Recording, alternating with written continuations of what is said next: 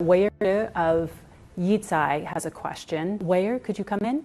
So I had a question on inflation. So to what extent are you worried about increasing inflation in major advanced economies like US, partly due to longer than expected supply disruption? And in August, you warned that emerging markets cannot afford a repeat of the 2013 taper tantrum. What is your observation now, how emerging markets are prepared at the risk of sudden change in monetary policies as a result of the rising inflation? Thank you. Inflation is indeed one of the risks that we flag in this report.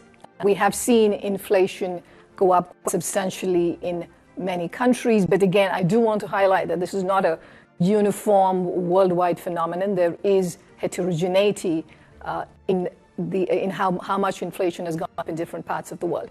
As for your question on specific concerns on inflation in an advanced economies, their risks are there. We are seeing a very unusual recovery, which is, I guess, what happens when this is a pandemic-driven crisis, and then the recovery from that. What we're seeing is supply-demand mismatches that have lasted a long time because the pandemic has also lasted a long time. So while we've seen a bound in demand, supply hasn't been able to rebound as fast.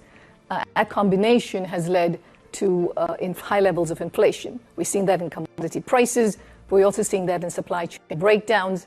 So again, the expectation is that some of this will persist into next year, but then over time, we expect that these will iron out. And we should expect to see inflation coming back to much more normal ranges.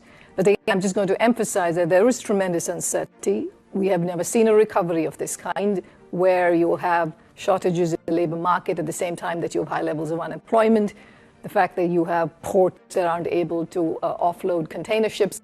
So this is very unique, and we have to be particularly vigilant about and make sure that these particular supply-side shocks then don't end up with de-anchoring inflation expectations or creating wage price spirals, because that's when it would start showing up in more core inflation and then require very strong monetary policy responses.